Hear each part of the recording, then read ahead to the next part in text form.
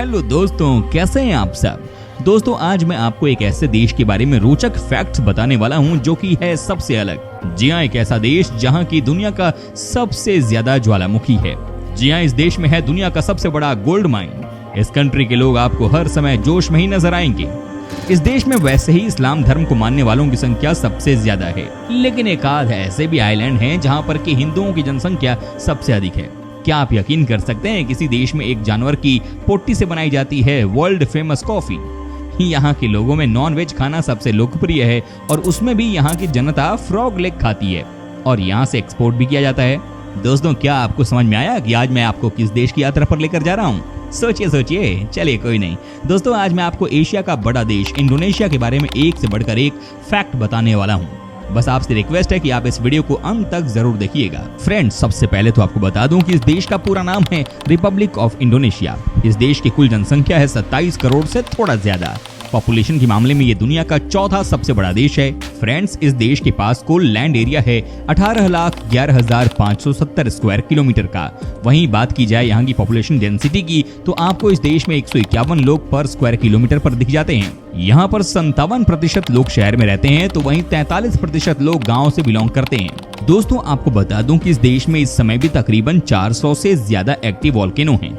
जी, आप समझिए कि एक देश में 400 से ज्यादा ज्वालामुखी हैं। साथ ही एक और शॉकिंग फैक्ट ये भी है कि इंडोनेशिया देश में एक दिन में 3 बार कम से कम भूकंप आते हैं। हालांकि वो बात अलग है कि ज्यादातर ऐसे होते हैं जिनके बारे में आप सोचते भी नहीं है। दोस्तों, क्या आपको पता है कि इस देश में कुल कितनी लैंग्वेज बोली जाती है? जी हाँ, आप सोचिए। चलिए, कोई नहीं, हम आपको बता देते हैं।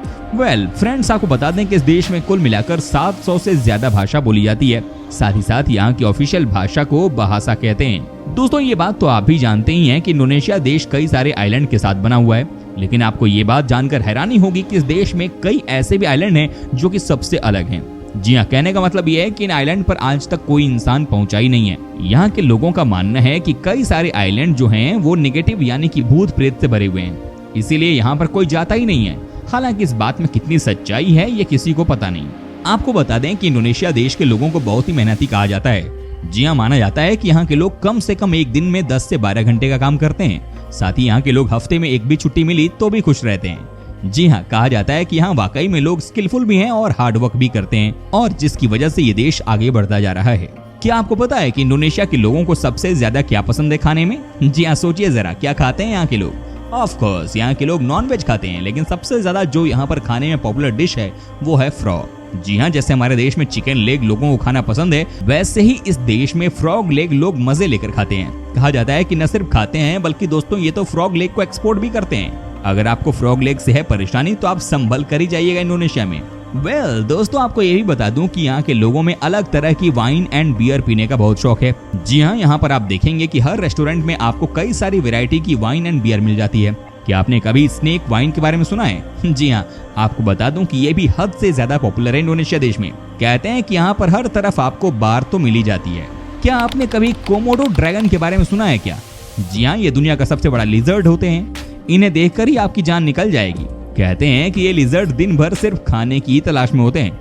इनके सामने अगर कोई इंसान आ जाए तो कई बार ये बुरी तरह से वार करते हैं। कोमोडो ड्रैगन जहरीले होते हैं और अगर काट लें तो इंसान की भी मौत हो जाती है, बचने की कोई संभावना नहीं होती। जी हाँ, ये होते बहुत ही खतरनाक हैं। कहते हैं कि इनका जहर दूर से भी लग जाता है। दोस्तों, अब हम आपको एक और ऐसी फैक्ट के बारे में बताने जा रहे हैं जिसे देखने के बाद आपके होश उड़ जाएंगे। जी हाँ, क्या आप कभी भी ऐसी कॉफी पी पाओगे जो कि किसी जानवर के पोटी से निकली हो? क्या आपने कभी सोचा भी था कि कई लोग इस तरह एक कॉफी को पीना पसंद करते हैं? दोस्तों, आज हम आपको बताते हैं। एक्चुअली होता यह है कि एशियन पाम सीवेट नामक जानवर को यहाँ पर जानबूझकर कॉफी बीन खिलाया जाता है, लेकिन ये बात यहाँ के लोगों को पता है कि ये जानवर कॉफी बीन को पचा नहीं पाता है। ऐसे में होता यह है दोस्तों कि जब यही जानवर पोटी करता है तो सारा का सारा कॉफी बीन को निकाल देता है, तो उसी को चुना जाता है और फिर उस बीन से ही कॉफी को बनाया जाता है। शॉकिंग है ना? लेकिन इस दुनिया में कुछ भी पॉसिबल है। जी हाँ, कहते हैं कि इस कॉफी का प्राइस मार्केट में 1500 रुपए का एक कप है। सोचिए जरा, अब आप इसके बारे में क्या ही कह पाएंगे। क्या आपने कभी राफ्लेसिया आर्नोल्डी फ्लावर के बारे में सुना है? अगर नहीं तो हम आपको बता देते हैं कि ये फूल सबसे अलग किस्म का होता है। इसका वजन 7 किलो तक का होता है और ये सिर्फ और सिर्फ इंडोनेशिया में ही पाई जाती है। जी हाँ दोस्तों, 7 किलो का वजन। फ्रेंड्स, आपको बता दें कि इंडोनेशिया का एक आइलैंड सुमात्रा में आपको ये फूल दिख जाता है। कहा जाता है कि वहाँ का नजारा ही सबसे अलग होता है।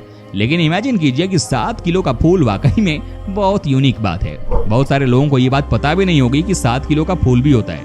तभी तो कहा जाता है कि ये देश है ही सबसे अलग। आपको बता दूं कि यहाँ के लोगों के बारे में कहा जाता है कि ये जनरली आपको हर समय जोश में ही नजर आते हैं। जी हाँ, एक्साइटेड यहाँ के लोग बहुत होते हैं हर बात पर, किसी भी नए काम को लेकर तो किसी भी नई चीज की शुरुआत को लेकर। एक्चुअली में यहाँ की एवरेज एज भी तो बहुत कम है, दैट इज 30 ईयर्स। इसीलिए दोस्तों यहाँ के लोग फुल ऑन मस्ती भी करते हैं और जोशीले भी होते हैं। इंडोनेशिया देश में घूमने के लिए बहुत ऐसी जगह हैं जहाँ पर कि आप जाकर अपना बेहतरीन समय बिता सकते हैं। जी हाँ, आज हम आपको बता देते हैं कि आखिर में किस तरह से यहाँ के लोग टूरिज्म को बढ़ावा दे रहे हैं। इसमें कोई शक नहीं है कि इस देश के पास एक से बढ़कर एक टूरिस्ट स्पॉट हैं। लेकिन क्या आपको पता है कि यहाँ जो भी लोग टूरिज्म डिपार्टमेंट से जुड़े हुए हैं वो कभी भी किसी टूरिस्ट के साथ बदतमीजी से बात नहीं कर सकते हैं। जी हाँ, तभी तो कहा जाता है कि यहाँ की बात ही अलग है। इस देश में जो घूमने आया है उसे किसी भी तरह की कोई तकलीफ न हो, इस बात को इंश्योर करते हैं यहाँ के लोग। आज टूरिज्म में ये देश इतना आगे बढ़ रहा है, इसके पीछे भी यही कारण है। दोस्तों, क्या आपको पता है कि इंडोनेशिया देश साउथ ईस्ट एशिया का पहला ऐसा कंट्री बना था जिसने की फीफा वर्ल्ड कप फुटबॉल के लिए क्वालिफाई कर लिया था। जी हाँ, ये यहाँ की रियलिटी है। कहते हैं कि ये काम इस देश ने आज या कल नहीं बल्कि फ्रांस में खेले गए 1938 के वर्ल्ड कप में ही करके दिखा दिया था। दोस्तों, इस देश में ही सबसे ज्यादा पाम ऑयल का प्रोडक्शन किया जाता है। कहते हैं कि न सिर्फ यहाँ के लोग पाम ऑयल का यूज करते हैं बल्कि दोस्तों आपको जानकर हैरानी होगी कि इस ऑयल को इस देश से अलग अलग देशों में भी एक्सपोर्ट किया जाता है। क्या बात है। कहते हैं कि पाम ऑयल की अपनी अलग ही खासियत होती है। क्या बात है। आपको बता दूं कि यहाँ की राजधानी यानी कि जकार्ता के बारे में क्या ही कहने। जी हाँ, यह है दुनिया का सबसे हैपनिंग जगह। माना जाता है कि यहाँ पर कब दिन होता है और कब रात हो जाती है किसी को पता ही नहीं चलता।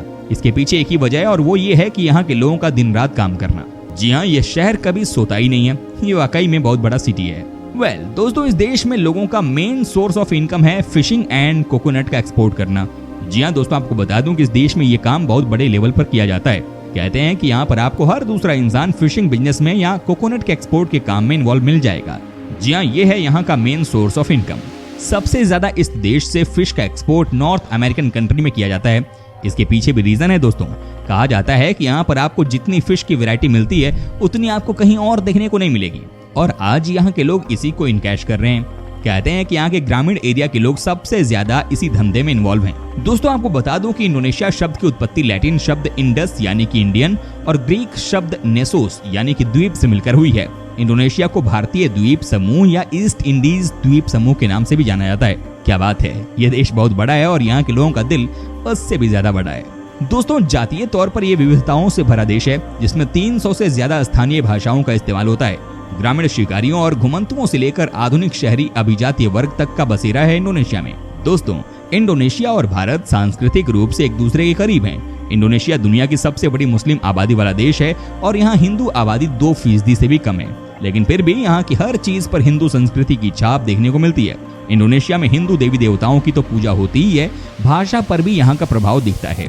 जावा इंडोनेशिया का एक प्रमुख द्वीप है जहाँ लगभग 60% आबादी बसती है।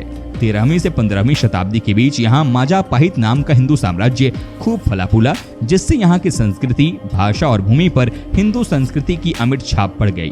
पूरे शहर में दुकानों, स्कूलों और जगहों पर संस्कृत के शब्द दिख जाते हैं। कई लोगों को हैरानी होती है कि इंडोनेशिया में जगहों और लोगों के नाम संस्कृत शब्दों में रखे गए हैं। यहाँ कई मुस्लिमों का नाम विद्या, प्रिया, कृष्णा, विसुन मिल जाता है। दरअसल संस्कृत जावानीज भाषा का हिस्सा बन चुकी है। इंडोनेशियाई और जावानीज भाषा में संस्कृत के बोध वाले कई शब्द मिल जाएंगे। इंडोनेशिया की भाषा को बहासा इंडोनेशिया कहते हैं।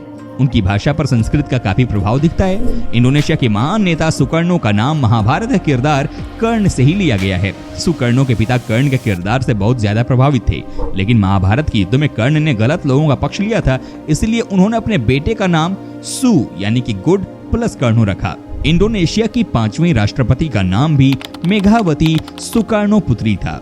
हालांकि इंडोनेशिया में लोग अपने धर्म और संस्कृति को अलग अलग रखते हैं और इसे अपनी संस्कृति का ही हिस्सा मानते हैं। इंडोनेशिया में एक कहावत भी प्रचलित है, नेम इज अ विश, यानी वे अपने बच्चे का वो नाम रखते हैं जिस रूप में वे उन्हें देखना चाहते हैं। उदाहरण के तौर पर जो लोग अपने बच्चों को मजबूत देखना चाहते हैं वे अपने बच्चों का नाम भीम रख देते हैं। दोस्तों, जावा में कई हिंदू और बौद्ध मंदिर हैं। योग्याकर्ता में कठपुतली बनाने का काम करने वाले वायुदी सहस्त्रदिनामा जावा को सहिष्णुता का शहर कहते हैं। दूसरे लोगों की तरह वो भी रोजा रखते हैं और कठपुतलियां बनाते हैं। वो कहते हैं कि मेरे लिए धर्म और संस्कृति अलग अलग चीजें हैं। उनके कामकाज की जगह पर राम, सीता और घटोत्कच की कृतियां भी हैं जिन्हें भैंस की खाल से बनाया जाता है। वो कहते हैं कि ये गाय की खाल से नहीं बनाया गया है, क्योंकि हम हिंदुओं का सम्मान करते हैं और उनके लिए ये पवित्र पशु है। दोस्तों, उम्मीद करता हूँ कि आपको हमारा ये एपिसोड पसंद आया होगा। साथ ही दोस्तों, अगर आपको इस वीडियो पर कोई राय देनी है तो आप हमें कमेंट कर सकते हैं। हमें आपके कमेंट का रहता है इंतजार। और हाँ, अगर आप हमारे चैनल पर नए हैं तो प्लीज चैनल को सब्सक्राइब जरूर कर दीजिएगा, क्योंकि हम आपके लिए रोज इस तरह के वीडियो बनाते रहते हैं। दोस्तों, अपना ख्याल रखिएगा। मिलेंगे अगले एपिसोड में, तब तक के लिए take care and bye bye.